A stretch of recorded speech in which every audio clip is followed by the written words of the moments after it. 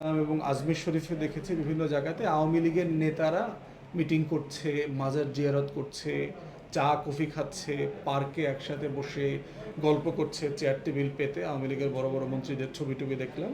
এবং এই ছবিগুলো যারা তুলেছেন, যে সকল বাংলাদেশিরা ওখানে ছিলেন, তারাও সাক্ষাৎকারে বলেছেন তারা দেখেছেন। তো ছবি এবং বক্তব্য দুটো মিলে আমরা ধারণা করতে পারি আগে থেকেই যেহেতু শত শত পারহাপস হাজার হাজার আওয়ামী লীগের নেতাকর্মীরা ভারতে পালিয়েছে। এবং গত কয়েকদিন আগে দিল্লিতে পররাষ্ট্র মন্ত্রণালয়ের যে মিটিং হয়েছে সেখানে আমরা দেখলাম যে আওয়ামী লীগকে পুনর্বাসন করবার যে আয়োজন তারা করছে, পরিকল্পনা করছে, তার একটা অংশ হিসাবে দেখলাম সেখানে আলোচনা হয়েছে যে দিল্লি, কলকাতা, ত্রিপুরার এবং আসামে এই কয়েকটা জায়গাতে আওয়ামী লীগ নেতাকর্মীদের ছড়াছড়ি আছে। এবং আওয়ামী লীগের পক্ষ থেকে সম্ভবত এরকম একটা বার্তা দেওয়া হচ্ছে যে দল আকারে আওয়ামী লীগ সেখানে রাজনৈতিক কর্মকাণ্ড পরিচালনা করতে পারবে কিনা। তো ভারত সরকার তাদের কূটনীতিক এবং যারা বোদ্ধা শ্রেণী আছেন তাদের সাথে পরামর্শ করে তারা বলছেন যে আপাতত আওয়ামী লীগের ব্যানারে উন্মুক্তভাবে কোনো কাজ না করে গোপনে কিভাবে নিজেদেরকে সংগঠিত রাখা যায়, করা যায়, সেটার জন্য তারা চাইছেন।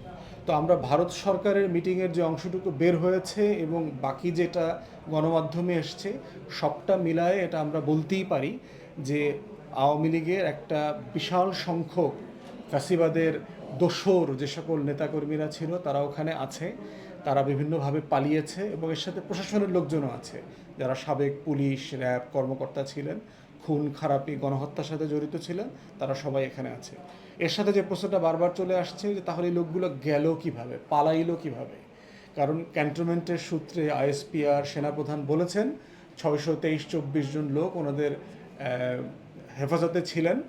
তো এবং তারা নিজ দায়িত্বে এসছেন, তারা কয়েকদিন পরে নিজ দায়িত্বে আবার চলে গেছেন, যদি তাদের নাম প্রকাশ করা হয়নি। তাহলে একটা বড় জায়গা আসছে যে অনেক মানুষকে ট্রাভেল ব্যান দেওয়া হয়েছিল, তারা দেশ ছাড়তে পারবেন না, তাদের উপরে ফৌজদারি মামলা হয়েছে। তাহলে এই মানুষগুলো দেশ ছাড়লো কিভাবে, এই প্রশ্নটা আসছে। এই প্রশ্নটার জন্য আমি মনে করি যে সরকারের স্বরাষ্ট্র মন্ত্রণালয়, আইন এবং ইমিগ্রেশন, বর্ডার সিকিউরিটি যারা দায়িত্বে আছেন, বিজিবি, সব কিছু মিলে একটা কমিটি করে দেওয়া দরকার।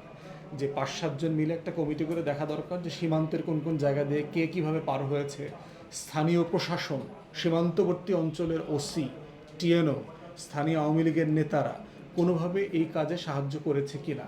এবং আমরা বিভিন্ন সূত্রে জেনেছি যেখানে যেখানে আওয়ামী লীগের ওসি ছিল বর্ডার এলাকাগুলোতে, তারা এবং লোকাল যে সীমান্তরক্ষী ছিল তারা বড় অঙ্কের লেনদেনের বিনিময়ে তাদেরকে এখান থেকে পার করে দিয়েছে।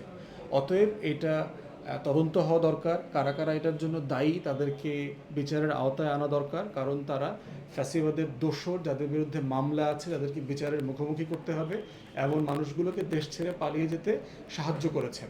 অতএব এটা কোনোভাবে আমাদের জন্য কাম্য হতে পারে না।